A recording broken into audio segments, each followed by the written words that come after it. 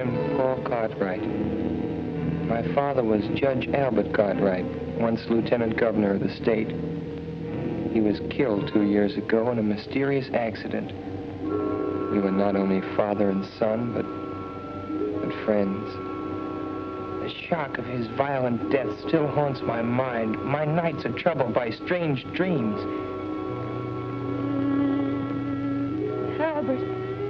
Albert, you've come back to me. I'm happy again. Mother, no.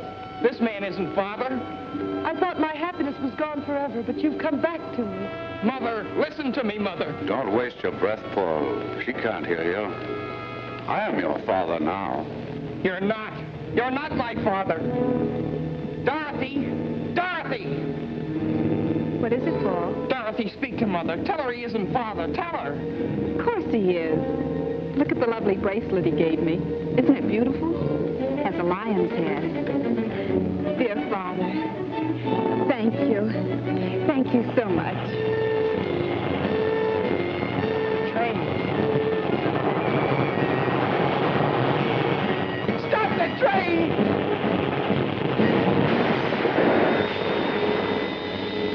Just what I've been waiting for.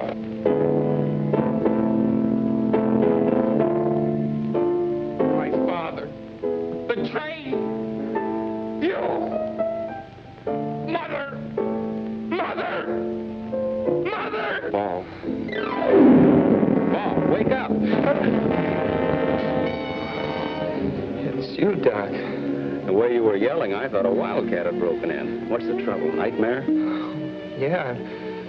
What a nightmare. Well, you get up and dress. I'll go out and get breakfast started.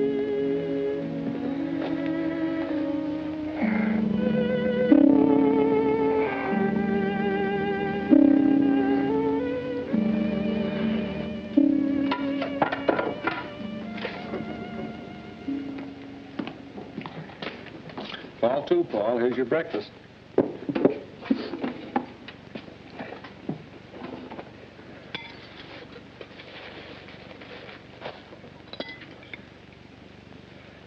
Doc, do you remember what you said once in psychology class?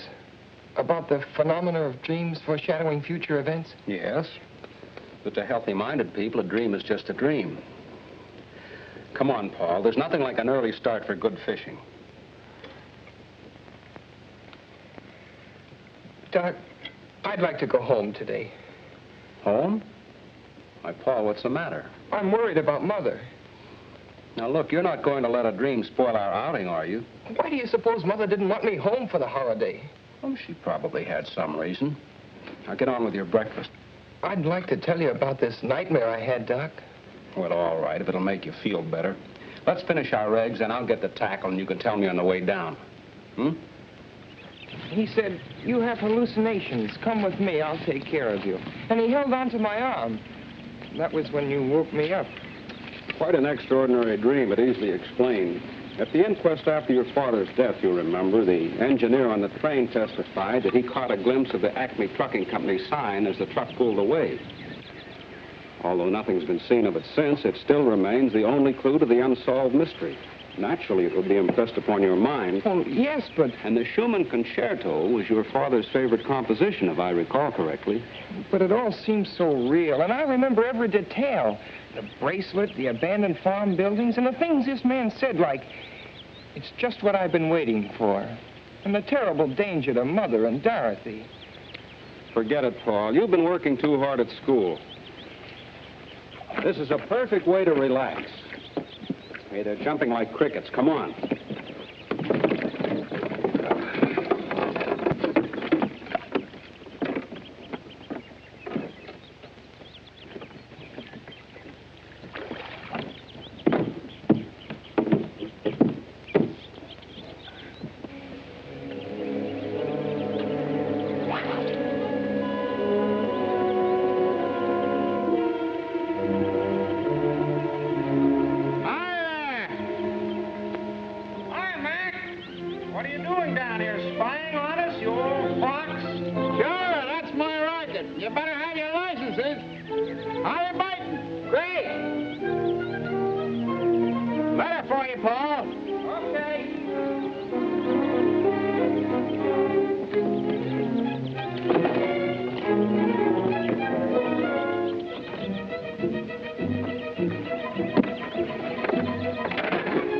from the Waynfield Trust and forwarded up here from the school, and I figured it might be important, so I brought it up to you. Oh, thanks, Mac. No trouble. If there's any answer, I can mail it for you over in the village. Well, there's no answer. It's a letter from my father.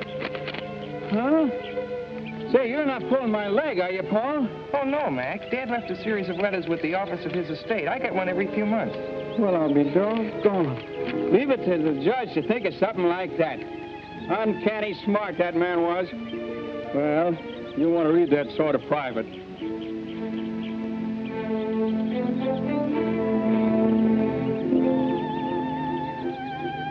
Good fishing, huh? Fine, Mac. How long you figuring on staying up here? Oh, Doc. Yes, Paul. Would you mind coming over a minute, please? Now, so long, boys. Goodbye, Mac. What is it, Paul? I received one of Dad's letters. I'd like to read part of it to you. Go ahead. It will be your responsibility as the man of the family to protect your mother and Dorothy by being constantly vigilant of their associates. I have always guarded your mother, who is so much younger than I, for in my experience, I've had ample opportunity to observe the cunning of unscrupulous impostors. Fits right in with your dream, doesn't it? A curious coincidence. Oh, I hate to ruin your trip, Doc, but I'd really like to go home. All right, Paul. It wouldn't do you any good anyhow with this worry on your mind, and if everything's all right, we can come back. Meantime, I can have a nice little visit with my sister. Let's get our stuff.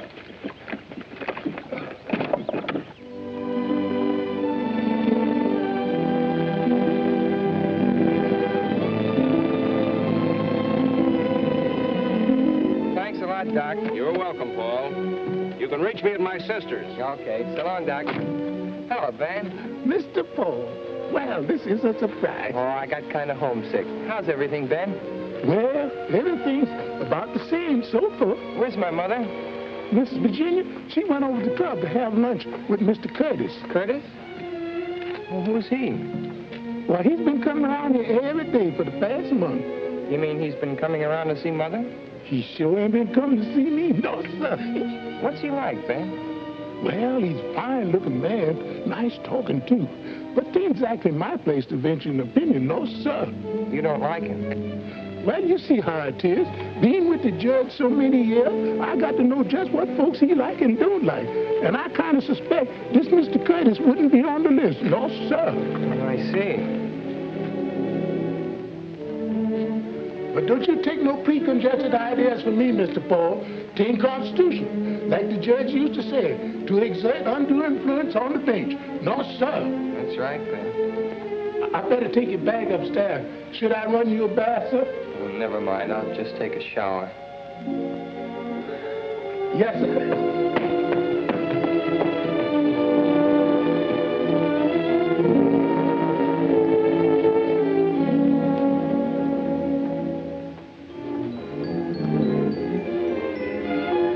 Thanks, Ben.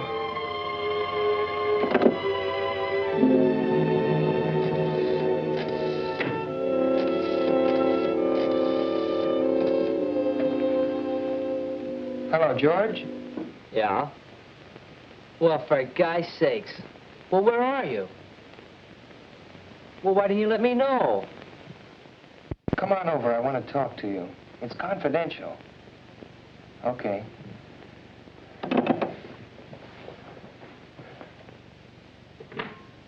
Mr. Paul's home. Paul? What brought him home? Well, he said he got homesick. He's up in his room.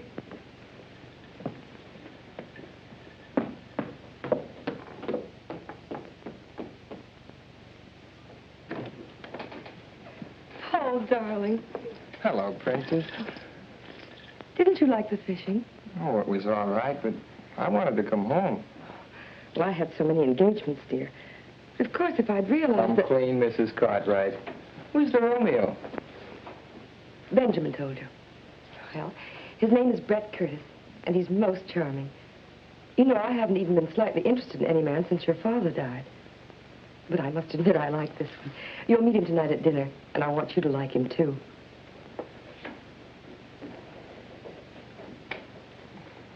Are you sure he's all right? Of course he is. Everyone finds him fascinating. He's amusing and interesting. He's been everywhere, and he's most attractive. You know, in some ways, he reminds me of your father, except he's younger. Oh, don't look so worried. Well, you're my responsibility now, you know.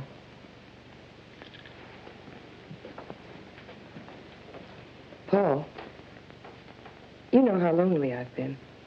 Yes, I understand that. Darling, I've got to change. I hope you have a decent suit to wear. I've been bragging about how handsome you are. I'll probably slide down the banister in my pajamas. If you dare. Oh, excuse me, Mrs. Cartwright. Hello, George. How's Lydia? Poorly, ma'am, poorly. But she'll be all right when she finds out Paul's home.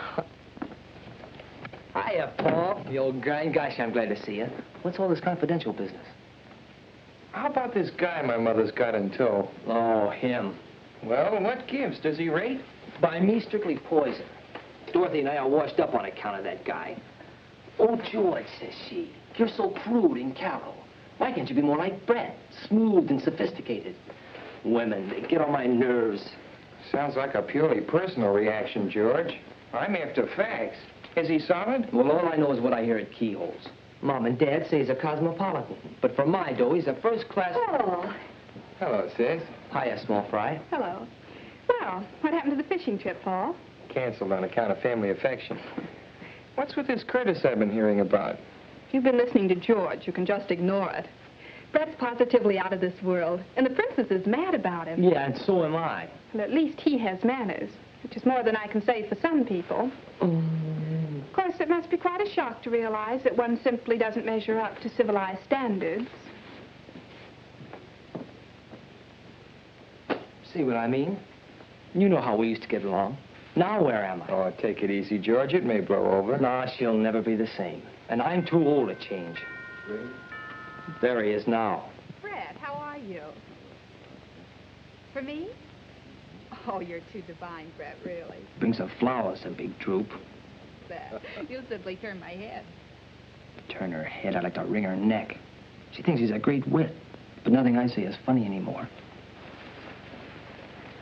How about staying to dinner, George? I don't feel like facing this alone. Okay. I'll call up home. You'll have to lend me a tie. Oh, sure.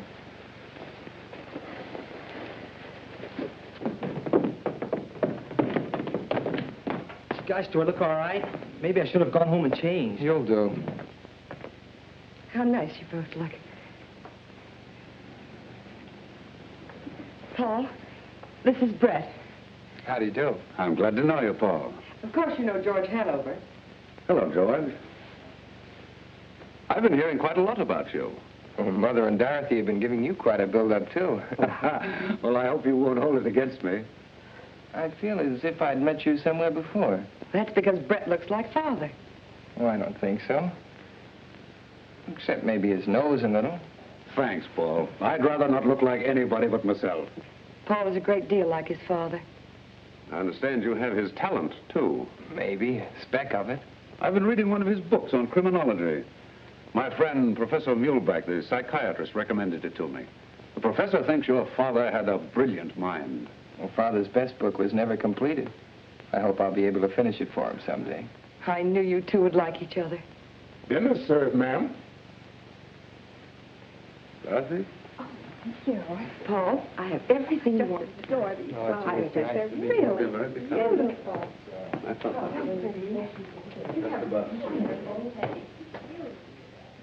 You don't mean to tell me you like him. I didn't say I liked him. I just said I could see why Mother likes him. Yeah, but does Dorothy have to drool over him like a goon? Oh, Dorothy's nothing but a child. Child, nothing. She's a first-class flirt. The way she hangs on that guy's words. Honest, Paul, it sickens me. Pure jealousy. Me? Jealous? Yeah. Gosh, that's right. Maybe I am. Paul, look. It was in the box with the corsage Brett gave me. Isn't it beautiful? It's a lion's head from India.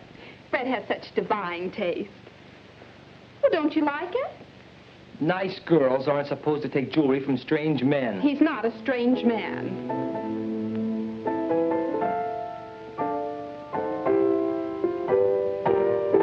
Paul, what's wrong?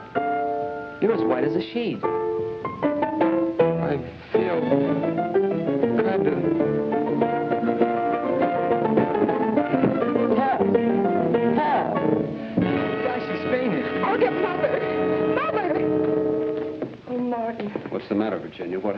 I don't know. Dorothy said he simply keeled over. When he came to, he babbled something about a dream and wanting to see you.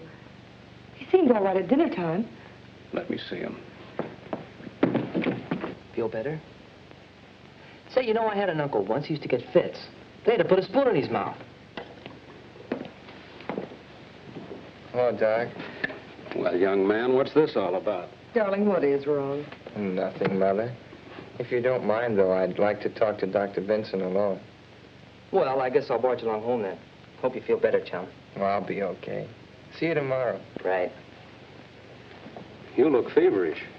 Oh, I just had kind of a mental shock. Remember the dream I told you about this morning, Doc? Yes? The part about Dorothy and the bracelet? Yes? Well, there's a man Mother's seriously interested in, and Who is this man, Paul? Brett Curtis, and he did give Dorothy a bracelet. But, Paul... And it was in a corsage, and there was the music, the same music, the Schumann concerto. This may sound kind of crazy, Doc, but that dream is beginning to happen. Now, wait a minute, Paul. Nothing has actually happened. The only similarity to the dream is the bracelet, and that could be a coincidence. You know, Dorothy's very fond of trinkets, and anybody who knew that might buy her a bracelet. As for the music, it's probably sitting on the piano. I wouldn't worry too much about it, son. Have you told your mother about this dream? No. Mother thinks I've got too much imagination. Besides, she's gone overboard for this Curtis, and you can't talk to people when they feel like that about someone. You're pretty young to know that. Oh, I felt the same way about a girl last year. Nobody could tell me anything until I found it out for myself. And you may be entirely wrong about this man. Now, the best thing to do is to find out all we can about him. Suppose you and I go down and see Bill Allen tomorrow. A banker doesn't usually take people at face value, and we'll let him investigate. That's an idea. Oh, and Doc, when you go downstairs, I wish you'd drop in and meet Curtis. I'd like to find out what you think about him. All right, Paul. Now, stop worrying.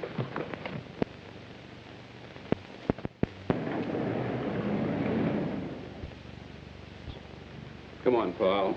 Mr. Allen's a busy man. Well, thank you, Mr. Allen. Goodbye, Paul. Goodbye, Bill. Doctor.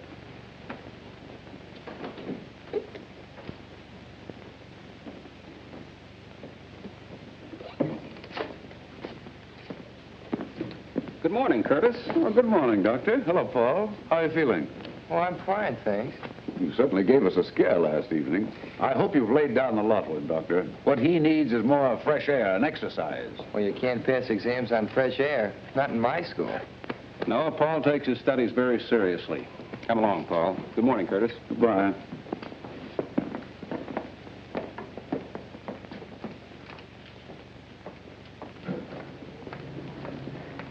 You don't suppose he followed us here? Oh, come now, Paul. The man banks there. Aren't you convinced that Allen knows what he's talking about? My intuition isn't. I take it easy on that intuition business, son. It can become an obsession, you know. Well, if you don't mind, Doc, I think I'll walk home. Well, that's a splendid idea. Do some deep breathing and try and rid your mind of Curtis.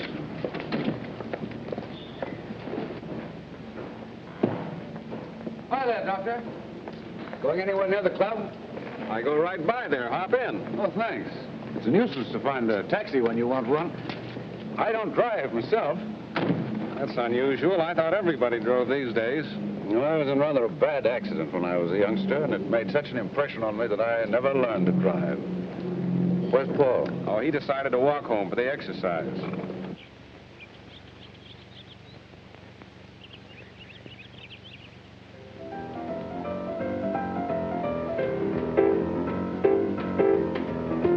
Hiya, Paul. Feeling okay? Sure.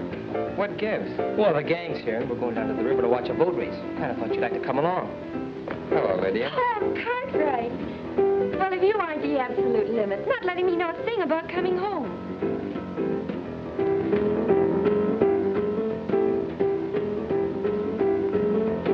Ben, what are you doing with that picture? Miss Virginia wants it taken up to the study. Why? I couldn't say. Where's Mother? Downtown. She'll be back for lunch. Come on, let's go. We don't want to get down there after it's all over. Okay, come on. Come on, Lydia. Okay, gang, I guess we can all get in my car. All right, we can all stay there. Yeah, that's all right. Come on, Paul. Yeah, I'll see you later. Paul, are you deliberately trying to avoid me? Because if you are, I'd just as soon you come right out and say so. No, I'm not, Lydia. I just don't feel like going, that's all.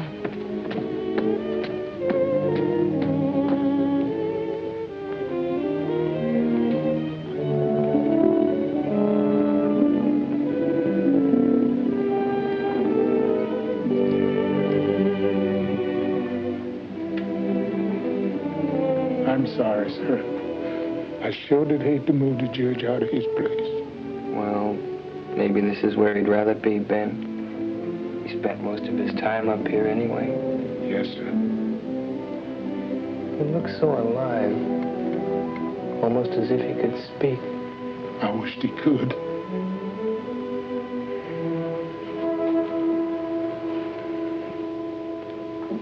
Ben, when is Curtis coming here again? He's coming to lunch. I want you to do something for me. Anything you say. When you take his glass off the table, don't touch it. Use a napkin and put it aside. You know what I want, Ben. Yes, sir. Oh, and Ben, I'd like a sandwich and a glass of milk up here, please. Yes, sir. Do you have the keys to the files? Thanks, Ben.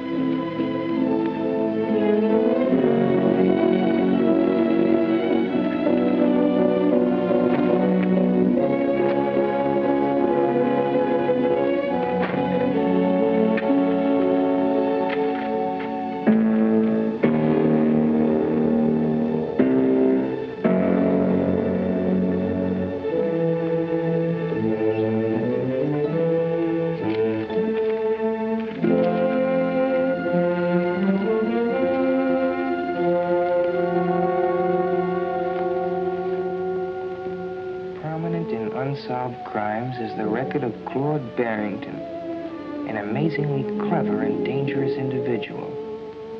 He was suspected of innumerable crimes, including attacks on young girls, even murder. Yet the police have never been able to find sufficient evidence to warrant his arrest.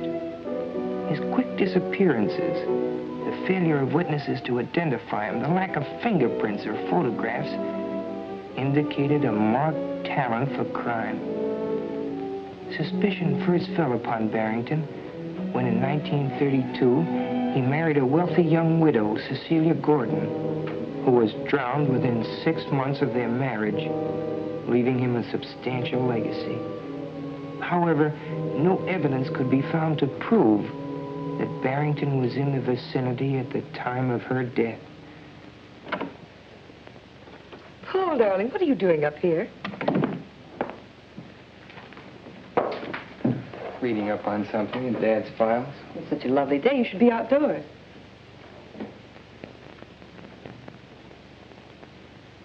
I'm sorry about moving the picture. I wanted to change things in the living room. It's so old-fashioned. I wanted to brighten it up a bit.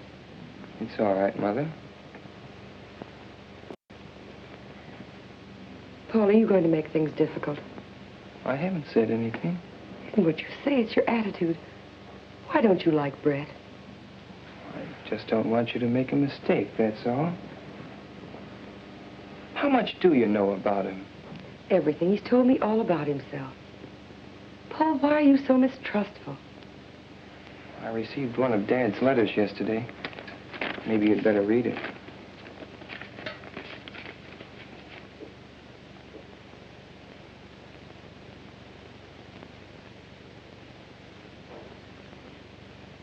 Poor Albert.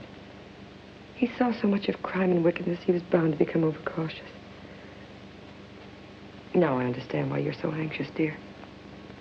What is it you want to know? Has Curtis ever been married before? No, he's a bachelor. He was going to be married a few years ago, but the girl drowned shortly before the wedding. Brett was terribly broken up about it, of course. She was drowned? It's quite a tragedy. She was so young.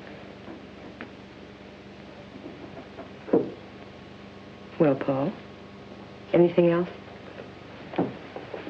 Where does he get his income? Oh, he owns mines and things. I had Mr. Allen check into all that. You see, I'm not as irresponsible as you think I am. You're not going to marry him for a while yet, are you? I don't know, Paul. I think you should wait. Paul, I don't want to make you unhappy. But that's one thing I must decide for myself. You mean you're going to marry him right away? I may. But you can't. You've got to give me time to... Give you time? For what? Well, to get better acquainted with him. Darling, you'll be going off to school soon. Your life will be occupied with other things for years. Paul, try to understand. Try to be fair. Please. For my sake. All right. That's better. You'll be down for lunch? No, Benjamin's bringing my lunch up here. I'll be down later. Maybe you could play some tennis with Brett. He plays an excellent game. If you just give him a chance to be himself, you two would probably be the best of friends in no time. I've got to go now. Don't work too hard, darling.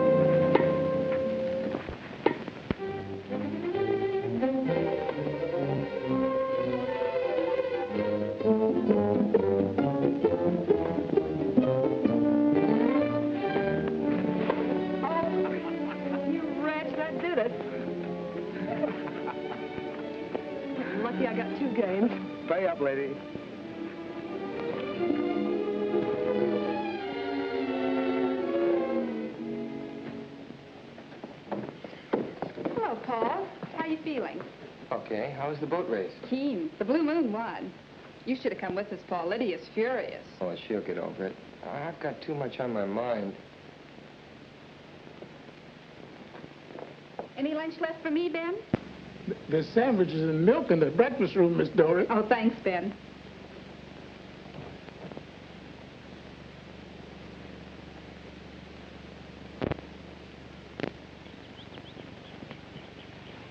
Hello, darling. Hello, Paul. Where have you been hiding? Well, I had some work to do. I hear you're taking law at college. Just the groundwork. My main interest is criminology. Mr. Curtis, do you believe there's such a thing as a perfect crime? It's possible. I've been reading about some perfect crimes in my father's files.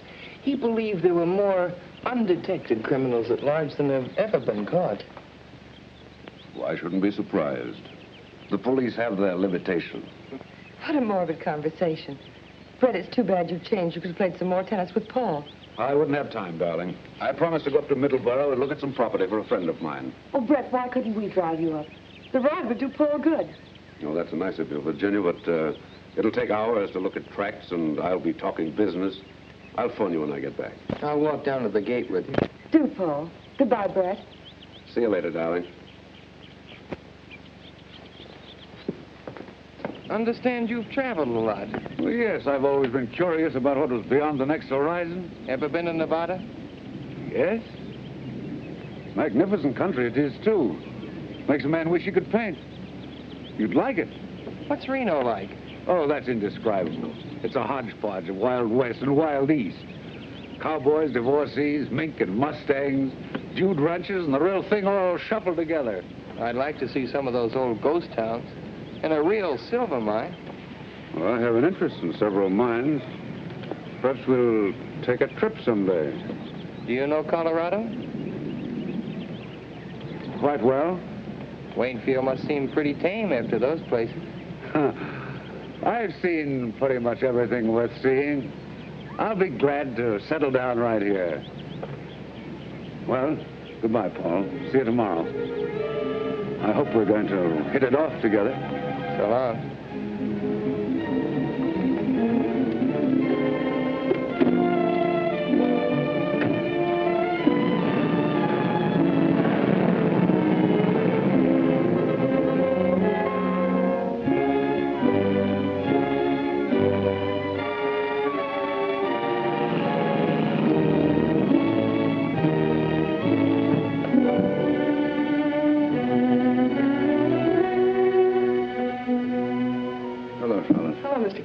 Professor's expecting me. Yes, sir. Mr. Curtis. Send him in. Go right in.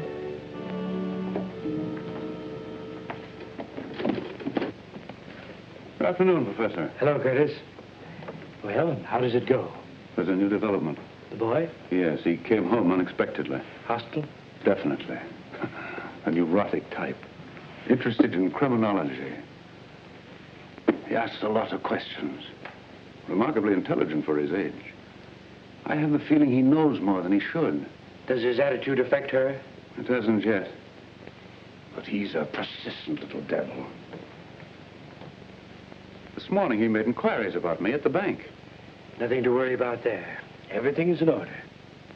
This afternoon, he was looking through his father's files. When he came downstairs, he asked me if I believed there was such a thing as a perfect crime. You'll bear watching.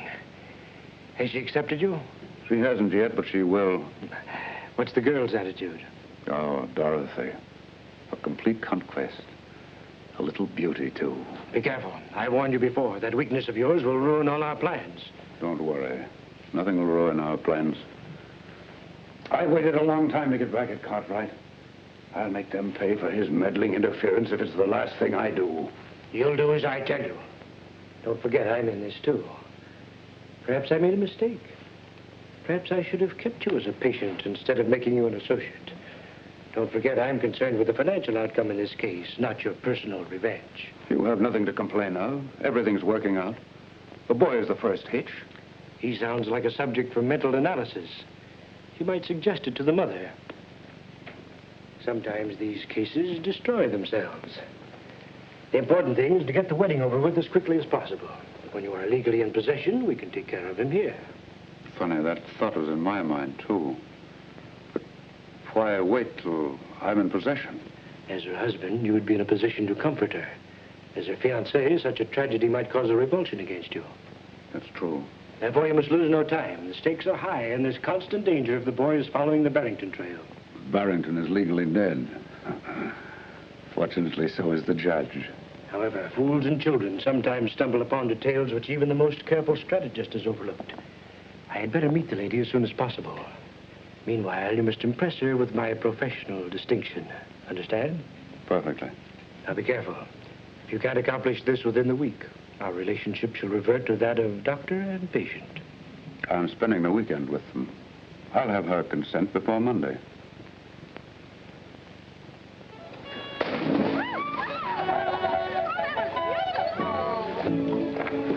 I give up. Brett, you bewitched the dice. I seem to be lucky at everything but love. You don't really mean that.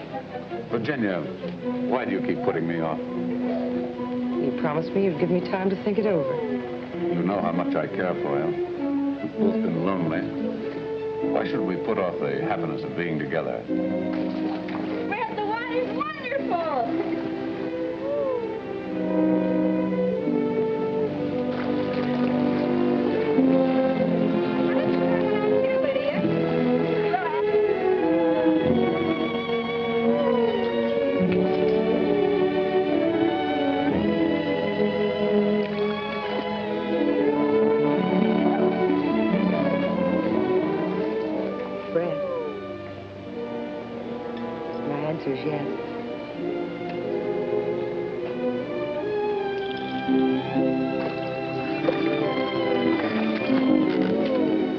When, Virginia? I'll give a dinner party and announce it. You're not going to put me through a formal wedding, No, just a dinner party. We'll slip away quietly, and I'll send the announcements out later. Good. We'll elope. Elope? That sounds so young and reckless. Doesn't seem right with two grown children. Brett, you do like them, don't you? Like them? A handsome, full-grown family on a silver platter? And you? What more could a man ask? Darling, do you realize that you haven't kissed me since we've been engaged? Princess! Brad! Not much privacy around here, is there? Well, that's family life. Why don't you come in for a swim, Brett? The water's wonderful. How about a swim, Virginia? Oh, no, darling, you go. I want to write the dinner invitation. Is there anyone special you'd like to ask? Why, yes, my old friend, Professor Muehlbach, you know, the psychiatrist. You'll enjoy meeting him. Enjoy your swim, darling. I wasn't supposed to tell you this, but I think it's only fair you should know. Oh, I kind of suspected. I guess they didn't tell me because they know I don't approve. No. I don't either. What? I thought all you girls were goofy about him. No, I was at first, but not anymore. Uh-huh. No, really, Paul, I mean it. Remember the other day by the pool here? Yeah? Well, Brett came for a swim. Once when I dived under, I don't know how to tell you this. I haven't told anyone. What happened? Well, he swam underwater, got a stranglehold on me, and started kissing me. I know it doesn't sound like very much, but it was horrible. I can't describe it. I pulled away. He followed me and said he hadn't meant any harm and asked me if I'd just forget about it and be friends. I felt sort of queer about him ever since. You won't mention this to him, will you? No. And don't you say anything about it. What you've told me adds up with other things. What other things? Oh, I can't tell you now. The trouble is I may be wrong. I haven't any proof, just a hunch. Nobody wants to believe me. I believe you, Paul. Oh, thanks, sugar. Well, there's Dr. Vincent. I've got to talk with him. You better run along, Lydia. Oh, but Paul, are you... Well, what I mean to say is, you still like me, don't you? Oh, sure. But everything's on ice for a while. No dates. Yes, all right. Only, don't forget. Okay, funny face.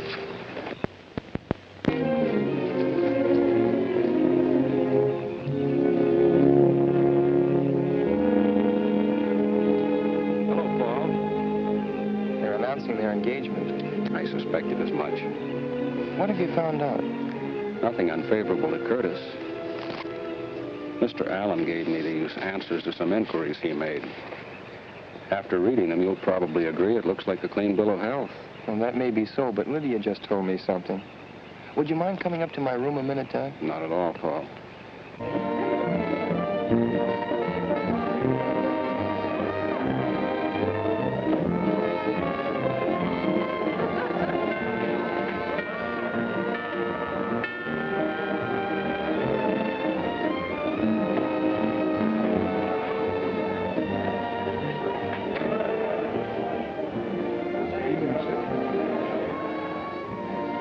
Good evening, Professor. I'm glad to see you. Good evening, Curtis. Well, I was afraid you wouldn't get here. You know how it is, always something at the last minute. Of course. Virginia, this is Professor Muehlbach. Mrs. Cartwright. How do you do, Professor Muehlbach? I'm honored, madame. It was most gracious of you to invite me. Brett told me so much about you, I was anxious to meet you. Thank you, madame. A happy occasion, this, eh? Curtis is a lucky fellow. Come in, Professor. Thank you. Now I'll show you something in the Barrington record that ties in with what Lydia told me. That's funny.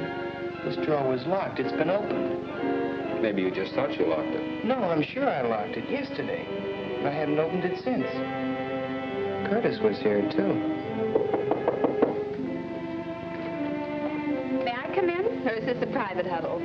Hello, Doctor. Hello, Dorothy. The princess wants you in the drawing room. There's a big psycho something or other that she wants you to meet. Friend of Brett's. You too, Paul. Oh, I don't want to go down. But, Paul, you must. You can't spoil Mother's party. That's right, Paul. Come along. We can talk later.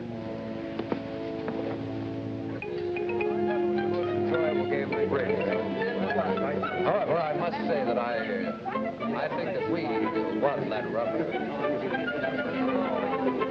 Why? Because Virginia was keeping score.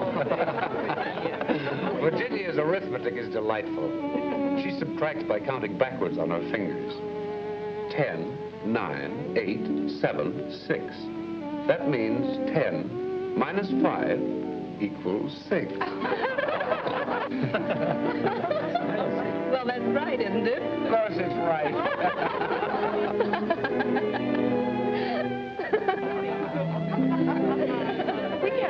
We had a perfect score. Well, tell me about psychiatry, Professor. It must be very interesting. I'd love to be psychoanalyzed sometime. I'd be delighted to do it. Anytime you say. Now, look. I don't behave so Miss Cartwright. Benjamin, Mr. Curtis will call. Well, my friend, here's a chance to display your domestic accomplishments. It's just what I've been waiting for.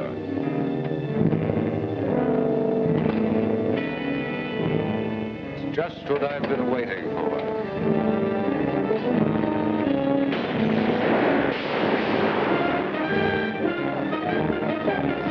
Sorry. I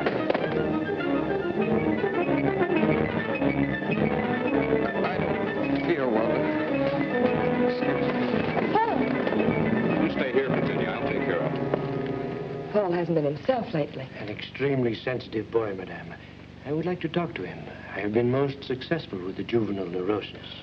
It's nothing serious, Professor, I'm sure. Paul, what is it now? Words in my dream. Curtis said, "It's just what I've been waiting for."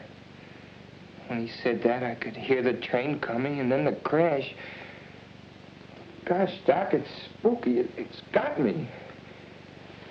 You've got to pull yourself together, Paul. Now, let's look at this thing realistically. I understand Bill Allen's going to announce the engagement. He's known your mother all her life. Do you think he'd sanction the match if he weren't sure of Curtis?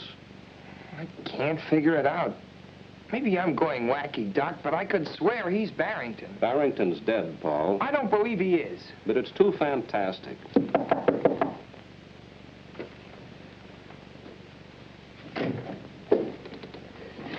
How is the young man feeling, Doctor? Oh, he's all right. He was just having a dizzy spell. Perhaps I can be of some assistance. Nerves are my specialty. May I come in? Well, it's just a reaction from overwork at school. Ah, yes. I was an intense student myself at his age. Do you mind if we have a little talk, young man? I feel all right. Perhaps the doctor had better go downstairs. Seems a pity to spoil Madame's party. I'd rather have Dr. Vincent stay. Of course, I have no objection. Let's sit down and be comfortable. I understand you are an unusual boy, Paul. Extremely talented. You intend to pursue your father's research into criminology? Yes. An interesting subject. But something must be done about these nervous attacks. They're not exactly normal at your age. I presume you are devoted to your mother? Of course. As one student of human nature to another, may I speak frankly? Go ahead. In some cases, filial devotion to a mother goes beyond the borderline of normality. It can frequently produce hallucinations. Did you say hallucinations? Oh, do not be offended. I'm merely stating a theory. Let go. Please don't agitate yourself. I'm only trying to help you. I don't need a psychiatrist. But you do. I believe it is your emotional aversion to your mother's remarriage which produces these neurotic symptoms. I'm sure I can cure you in a very short time. I would like you to place yourself under my care at Restview. Restview? That's a sanitarium for mental cases. Yes, but I wouldn't consider you a patient, merely a guest. Guest? Well, that's right of you. Good night, Professor. I'm sorry. I assure you I meant no offense. May I see you a moment, Doctor? I'll be right back, Paul. The boy's agitation reveals an emotional influence which should be corrected immediately. I hope you can persuade him. I'll speak to him. Good.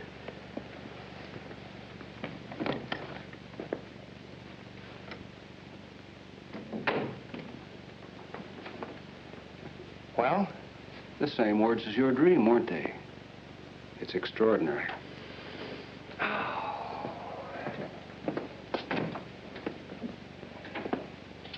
Those two are mixed up together somehow, Doc. Hallucinations. Do you believe that stuff? I've read about it in textbooks. And according to him, I've got him. He seems to think so. What else did he say, Doc? Well, he wanted me to ask you to go to his sanitarium and let him analyze you. You know, Doc, that might not be a bad idea. But I don't think it's necessary. But, Doc, I might find out something up there. Yes. But, Paul, if those two men are what you think they are, it'd be mighty dangerous. Well, you could come up every day and keep an eye on me, couldn't you? Yes. Besides, it might be a good way to stall for time. I'd make Mother promise not to marry Curtis till I got back. But, Paul... And meanwhile, you could take these to Armstrong and get him to analyze them, their fingerprints off a water glass. Curtis? I'll talk to Mulbach. Paul, you're a very clever boy. Thanks, Doc. I'd be in a tough spot without you. Maybe we're both crazy. Then again, maybe we're not.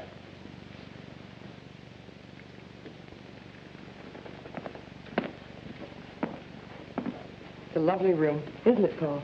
Very nice. I hope you'll find it comfortable. My routine is a simple one. A few heart-to-heart talks, plenty of food and rest. Believe me, Mrs. Cartwright, he will return home a healthier and happier boy. I'm sure he will. Goodbye, darling. Don't read too much. You'll take good care of him, won't you, Professor? Of course, Madame. I'll drop in tomorrow and see how he's getting along. Please do, Doctor. I'm always happy to have the cooperation of my colleagues. Goodbye, Paul. I'll see you tomorrow. Goodbye, Doc. Bye, Princess. Bye, darling. I'll see you later.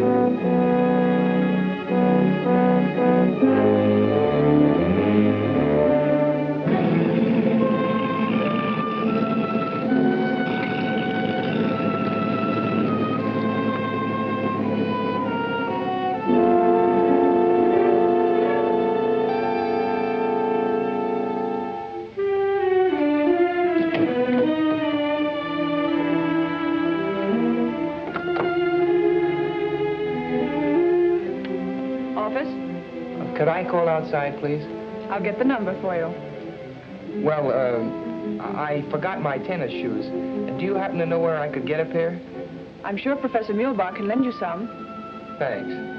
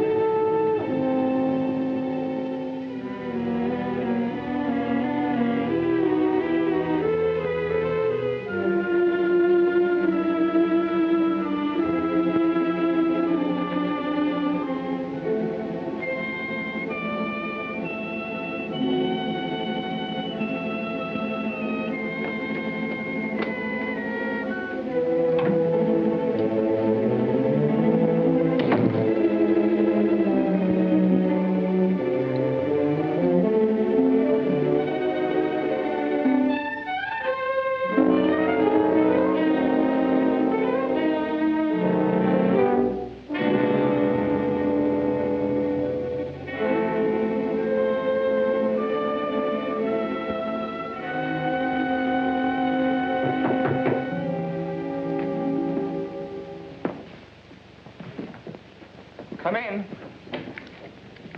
Well, Paul, can I help you get settled? Oh, no, thanks, Professor. There's not much to do. That's a funny place to hang your coat. Oh, I got tired of looking at myself. Same old face. Touch of inferiority, eh? We'll overcome that. I encourage tidiness as much as possible. Orderly room, orderly mind. I hope you have a good appetite for lunch. Pretty fair. Anything special you prefer? Well, I'm not fussy, Professor.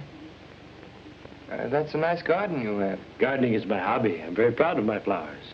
How about the rest of the place? Do you have many patients? Quite a few, but don't let your mind dwell on that. We are facing in the direction of normality. I hope you will have complete confidence in me. I will ask you many personal questions. You must be truthful and accurate in your replies. That's important. Remember, we're friends. Just call the office if you want anything. Is it all right if I use the phone to call outside? Certainly. Feel free to call anyone you wish. Thank you. I'll see you at lunch.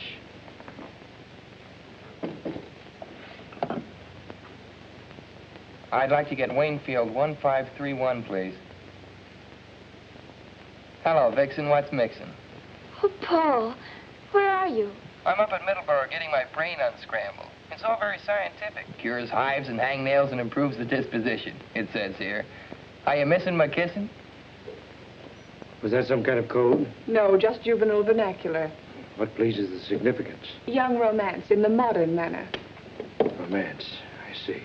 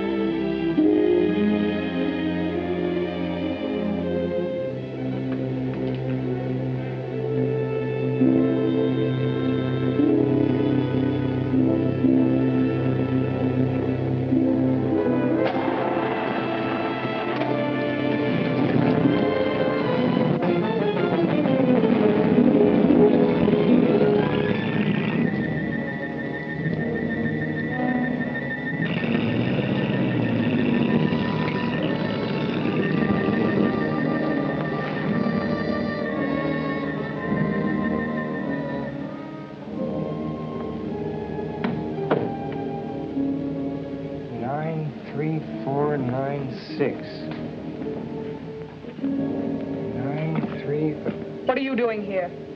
Well, I can't sleep. Nightmares. I'll get you a sedative. Go to your room.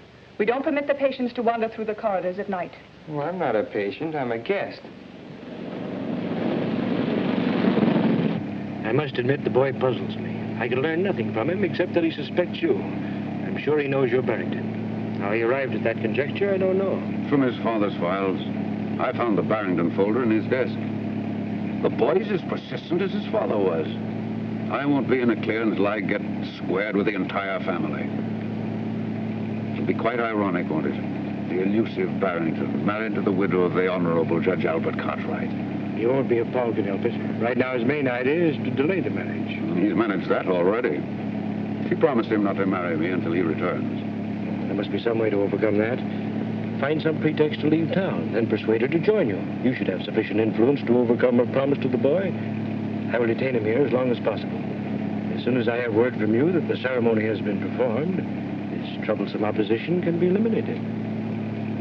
How do you propose to do it? I will attend to it. Come in. Mr. Curtis, ma'am. Oh, Brett. I didn't expect you so early. I had to see you, dear. I have to go to Washington on business. Oh, darling, what a shame. I want you to come with me. We can stop off at Richmond and be married. I couldn't do that, Brett. I promised Paul. Are you going to let Paul spoil things between us, Virginia? Darling, don't even think such a thing. Then come with me. We'll turn the trip into a honeymoon. Couldn't we wait till Paul gets back? I'd feel so much better about it. Virginia, from the first moment we met, everything went perfectly between us. Then Paul came home, and you began to change. Nonsense. We announced our engagement. Everything will go as we planned. Let's go down and get the license and have it over with today. Right now. I couldn't. Very well, then. Just as you wish. I'll be leaving this afternoon.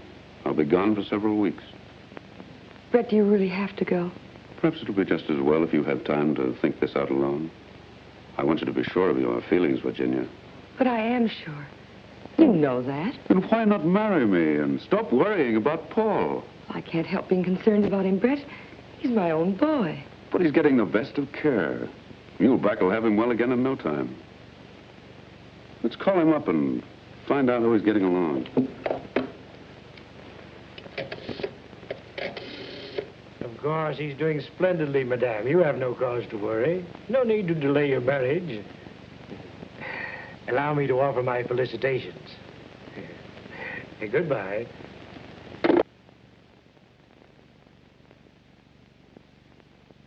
How long will it take you to check some fingerprints? Whose are they? Curtis, Paul got them. He asked me to turn them over to you. He's a chip off the old block, all right. The judge hung on like a bulldog whenever he got his teeth into anything. That's right. I'll have these checked just to prove there's nothing to it. Let me see. Where does Curtis hail from? Oh, he's lived in Oregon, Nevada, Colorado, California. California's good. They get thumbprints on driver's licenses. Curtis says he doesn't drive. Well, we won't take his word for that. Check those with Washington, Tom, and try the California License Bureau. Okay, Chief. So long, Doc. I'll let you know, Doctor, if anything develops. Goodbye, Mr. Armstrong. Thank you.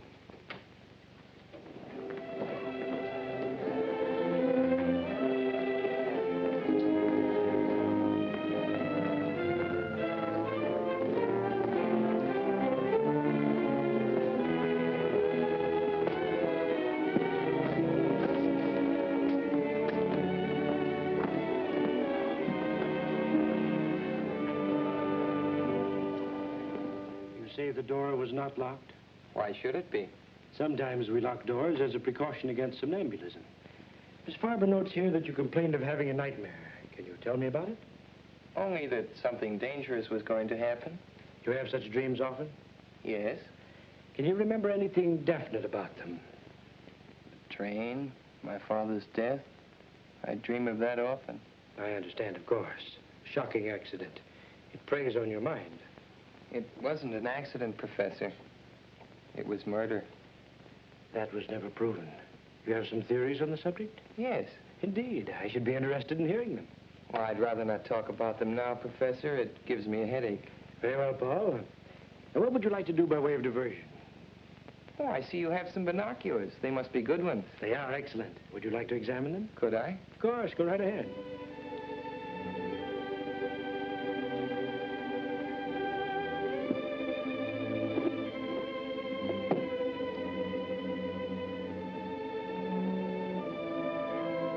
Swell. I'd like to take a good look. Come along. You can see Waynfield through them from the roof.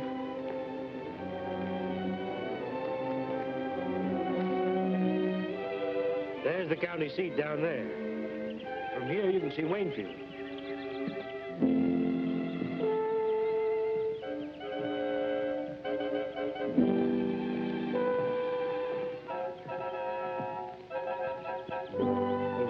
you can see the ferry crossing the river.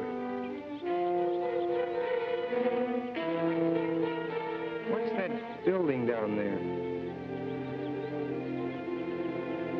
Just an abandoned farm. Over this way, Paul. See the ferry? You can almost distinguish the people's faces on the deck.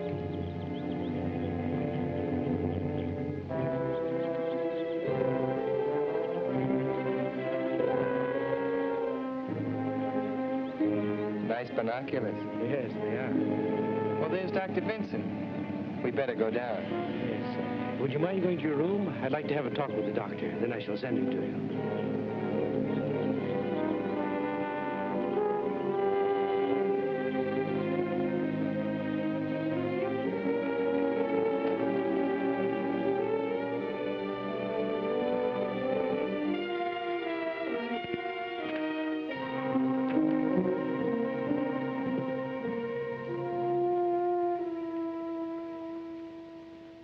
I'm very glad you came, Doctor. I'm having a little difficulty. I feel there's something on Paul's mind which he does not confide to me. If there's something you know, you may speak freely. All I know is he has nightmares about his father. That he has told me, but he will not say any more. His reticence hinders my diagnosis. If you could persuade him to discuss these matters more fully, it would be of great assistance. I'll see what I can do. Where is Paul? In his room.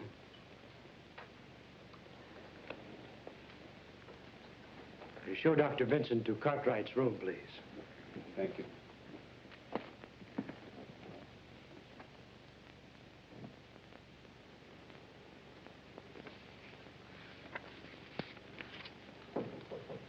Come in.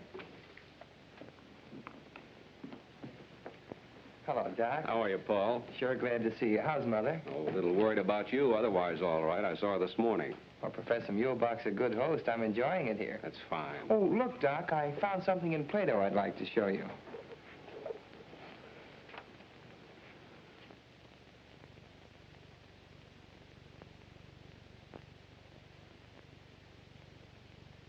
Oh, yes, yeah. Great chap, Plato. Modern today as he was in his own time. Paul, how'd you like to take a little ride with me? Well, that depends on Professor Muehlbach. We'll have to ask him. Well, let's do that.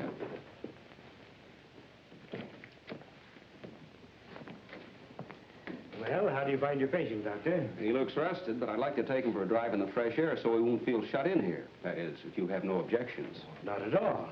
Provided you don't keep him out too long. Oh, a half hour or so. We'll take a drive through the hills. This is beautiful country. I trust you will urge Paul to relax and talk more freely. I'm very anxious for him to get straightened out so he can go back to school. If he falls any further behind, I'm afraid he'll overwork again. Of course. Well, come along, Paul. We won't be long.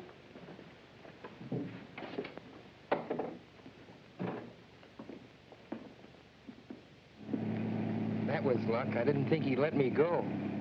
He couldn't very well refuse. I saw Armstrong. He's having the prints checked. And Paul, while I was at the city hall, I saw your mother and Curtis go into the marriage license bureau. But, Doc, she promised me. I know how you feel. It hasn't been easy for me to accept this situation either. Maybe you won't have to. What do you mean? There's an abandoned farm building near here, exactly like in my dream. I saw it from the roof. Paul, one ramshackle old building looks much like another. Maybe. But something very strange happened on that roof this afternoon. I had a feeling that Muehlbach was going to shove me off when you drove up. Are you sure you're not just imagining these things, Paul? Sure, I'm sure. And I'll tell you something else, too. Curtis drove himself up here last night. Curtis driving? That's strange. He told me he couldn't drive. I know. That's why I got the license number. I thought maybe you could find out who owns the car.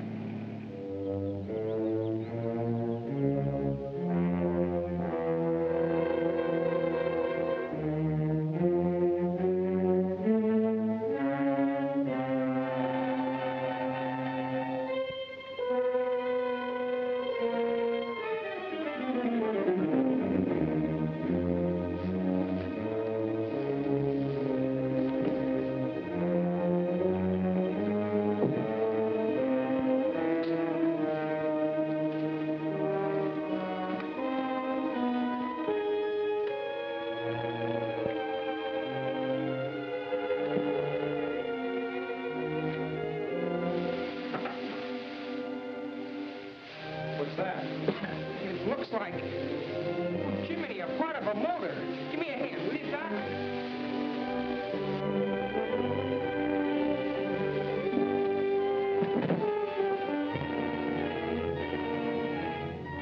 Oh, that's the sign from the truck.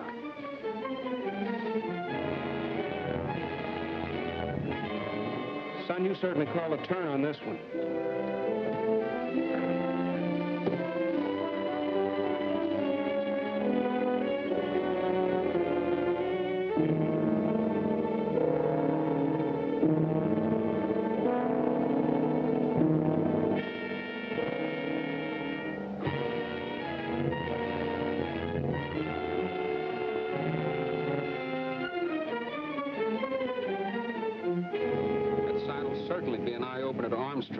We'd better take it right over to his office. You'd better. I'll have to go back or Muehlbach will get suspicious.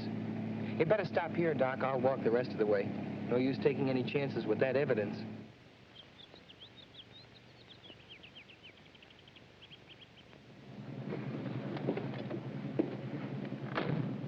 I don't like to see you go back in there feeling the way you do about that place. Oh, I'll be all right. I've got to go in and stall for time. If things get too hot, I'll phone Lydia and say I'm lonesome. That'll mean get here quick. All right, Paul, but take it easy. I better go home and clean up a bit, then I'll go right over to Armstrong. So long, Doc. Darling, don't be angry. Surely one day doesn't make that much difference. I promised Dr. Stone he could marry us. You wouldn't want me to hurt his feelings, would you? Why can't we go over there now? Why wait? We can spend tonight and tomorrow at the lake and then go on to Washington. After all, I must think of that contract, Virginia. Even a man in love has to think of business. All right. I'll call Dr. Stone, see if he can't find some time free. He ought to be able to work us in somewhere. A ceremony doesn't take long. Do you want me to call him? No, I'll do it.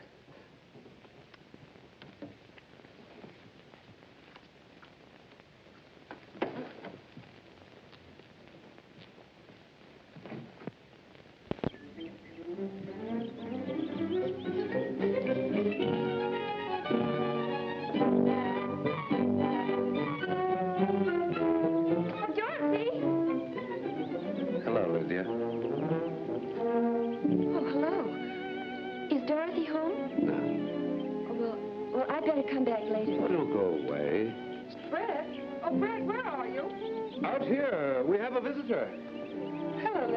Hello, Mrs. Cartwright. Well, goodbye. That's strange. What on earth happened? Nothing. She just came looking for Dorothy. What did Dr. Stone say? Dr. Stone? Oh, yes. He's busy all day today and this evening. But I made an appointment for noon tomorrow. Oh, good. Now, where shall we go to celebrate? Why not go to that little inn where we first had dinner together? Brett, I'd rather not go out tonight. I've got packing to do and a few letters to write.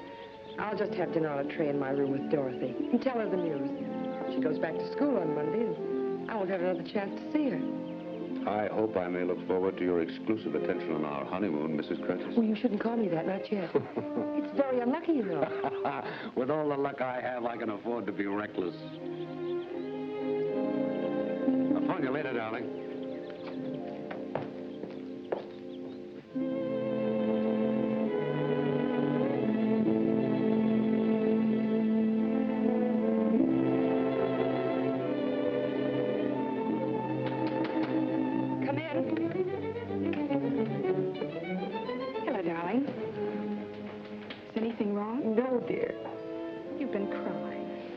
Nerves, that's all. Benjamin's going to bring supper up here. I thought it'd be nice and cozy, just the two of us. Come on, sit down, darling. Something is wrong. You're packing. Dorothy, Brett and I are going to be married tomorrow. Married tomorrow? Oh. For a minute, I thought you'd quarreled with him. Brett has to go to Washington on business. We decided to make it a honeymoon. It means breaking my word to Paul. That's what has me upset, I guess. I'm worried about him. Mother, don't be foolish. After all, it's your life. Paul won't mind as long as you're happy. Where's it going to be? What are you going to wear? I'm going to be there, of course. Of course you are, dear. You're going to be my bridesmaid. Oh, darling, that's marvelous. What'll I wear? Oh, just something simple. Your blue dress. We're going to be married at the minister's house, and then we'll leave you at the Allens. Brett and I'll go up to the cottage for a day or two before we go to Washington. What did he say? Did he kneel down? Of course not, silly. But he was very determined about not leaving me here. Oh, Brett is so masterful. You'll write to me, won't you? Of course. Every day. That's the story, Mr. Armstrong. And strange as it sounds, you must admit it's not just a figment of Paul's imagination. Well, I've run across some strange disclosures in my career, but the stream detection beats anything I've ever heard.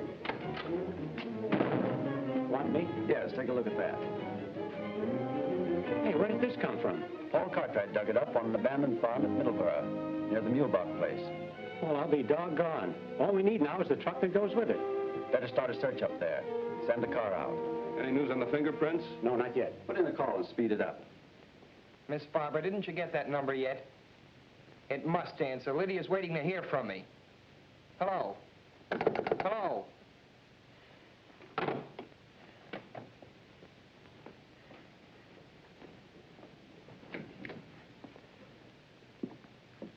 What do you mean by disconnecting the phone when I'm trying to get a call through? I want you to be absolutely quiet. You are agitated. I was afraid your outing today would be too much for you. I'm getting out of this place, but quick. Not in your present condition, my boy. You are hysterical. I couldn't possibly allow you to leave in such a state. Allow me? You don't think you can keep me here if I want to go, do you? I'm afraid that may be necessary. You seem to be forgetting that I'm a guest. All my patients are guests. Sit down, my dear boy, and calm yourself. Tell me, what has upset you? Was it something you found at that farm where you went this afternoon? You followed us. I observed you from the roof with the binoculars. All right, since you know so much. We found the truck that killed my father. The police ought to have the evidence by now, and I know you and Curtis were mixed up in it. Again, you were having hallucinations.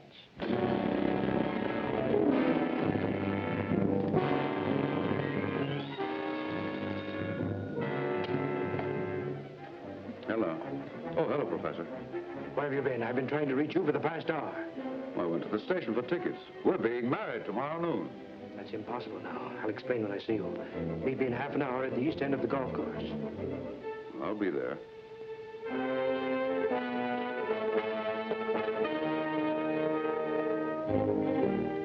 I don't like to exaggerate Paul's danger, Mr. Armstrong, but that place up there gives me the creeps. I'm uneasy about the boy. Why does everything take so long? The machinery of the law, Doctor. It's much better than it used to be. Armstrong? Farber? The car driven by Curtis is registered under the name of Charlotte Farber. Does that name mean anything to you, Doctor? Why, yes. She's Mulebach's secretary. Yeah? Put a blanket out for it. Get going. Chief, the California Motor Vehicles has a thumbprint on Brett Curtis. It matches the print taken from the body in the mine identified as Barrington. That means Curtis was killed in the mine, not Barrington. Paul was right. And Barrington is just cunning enough to pull something like that, too. Then it isn't unlikely that Curtis... Could be Barrington. Well, Chief, we got what's left of the truck, buried under a ton of hay. Any fingerprints? Yep, in the tool compartment. Compare those.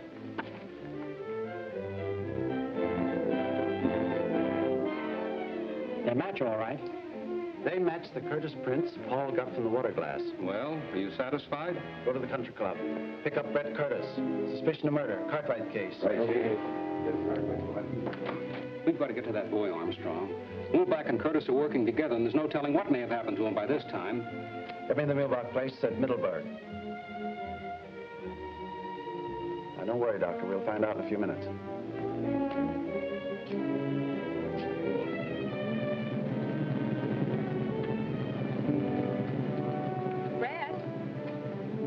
Hello, Dorothy. What are you doing here? Princess told me about tomorrow. Oh, Brett, I'm so thrilled. Mother's going to let me be a bridesmaid. Isn't that wonderful? I thought we might drive down to the florist and get dozens of roses and take them to the cottage. I want to do something special, and I'm sure the princess would love it. That's a charming idea, Dorothy. I should have thought of that myself. Well, then, let's go. Now, just a moment. I was going to meet somebody here. But I'll leave a note for him. But don't be long. Sir, that's strange. Come on, Doctor. My car is downstairs.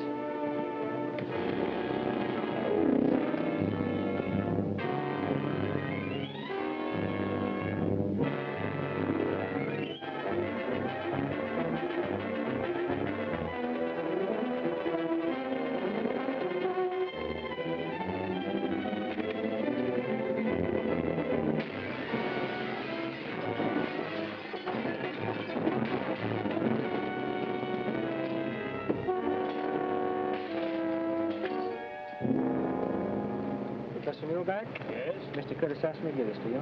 Thank you.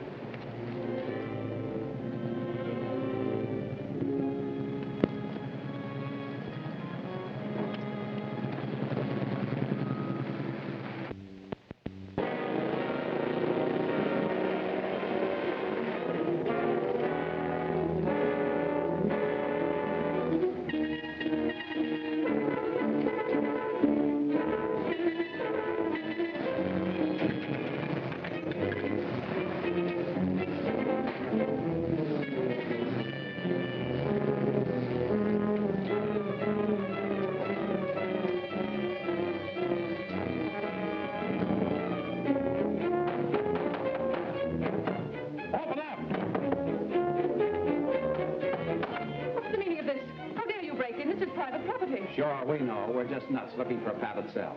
Where's the Cartwright boys? I know nothing. I'm just an employee here. Well, we'll just have to go around breaking down doors. You have no right to search this place. You have no warrant. The district attorney wants Paul Cartwright, and he wants him alive. Of course he's alive. He's in his room. Which room? The first one down the hall, but it's locked. Have you a key? No, Professor Muehlberg has the key. But he's out for the evening. Slade, take this woman in custody. Hold her as a material witness. Come on, Langdon.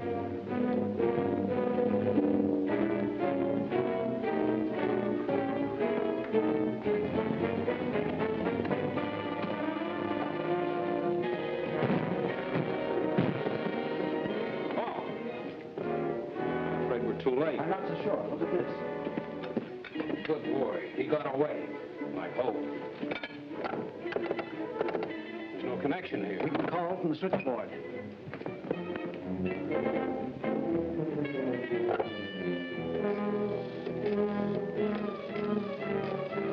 Calling his home? No, I'm calling Lydia. I don't want to alarm Virginia just yet. Curtis may be there. That's right. I'd better have the Cartwright house covered. Hello, Lydia. Yes, this is Dr. Vincent. I'm up at the move box. We've been trying to get you in Mr. Armstrong's office. Paul's here. Hello, Doc. Oh, sure, I got out. What? I knew it. Boy, this is really it. What is it? Hello, Lydia. Paul come home for the wedding? What do you mean, wedding? Well, don't you know? Mrs. Cartwright's marrying that Droop Curtis the first thing tomorrow. How do you know? Well, I saw Dorothy and Curtis come out of the florist with a big box, and they drove off in her car. Mike Pepys told me they were going up to decorate the cottage on account of Mrs. Cartwright. Curtis and Dorothy have gone up to the cottage alone? Yes. Listen, Paul. Just a minute, Doc. Curtis and Dorothy have gone up to the cottage together alone. What? Doc, my sister and Curtis went up to Lakewood. She's alone with them. Muehlbach knows the police are happen. Anything can happen. We're getting out there. So long. Come on, where's the car? Outside. Lydia, you better stay here. Not me. I'm coming with you. Well, why doesn't somebody tell me something?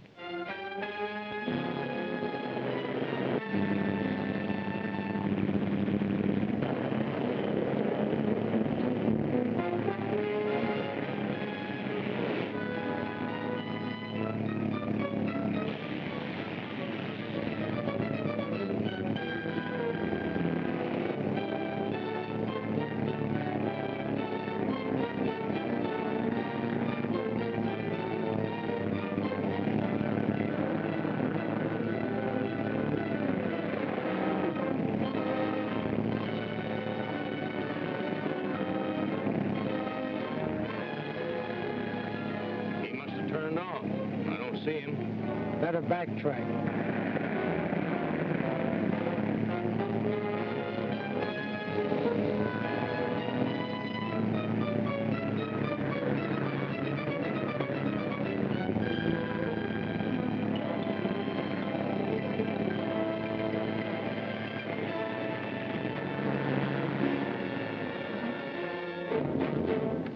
Put up your hands and get out.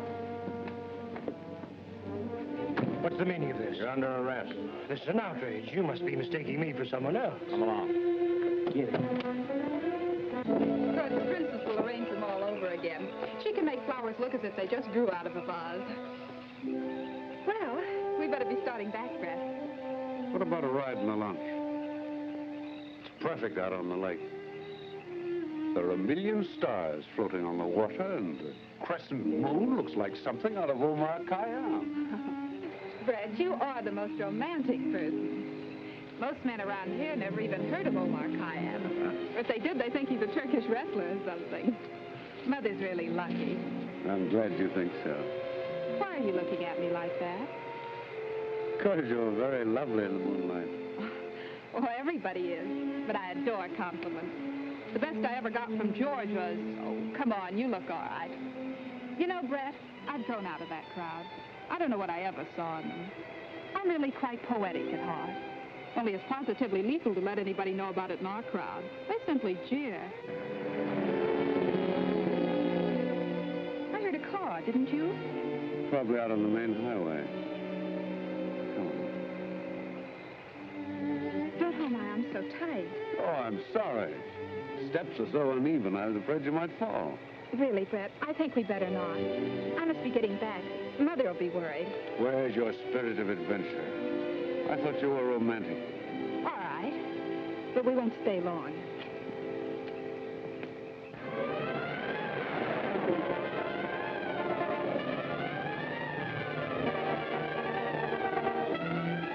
They're here, all right. There's no lights on in the house.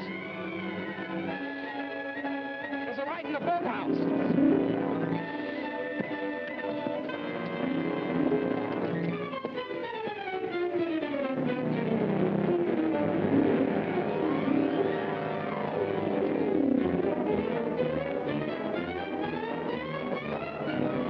They're in here. Come on, eat.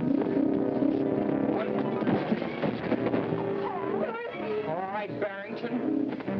You meddling fool.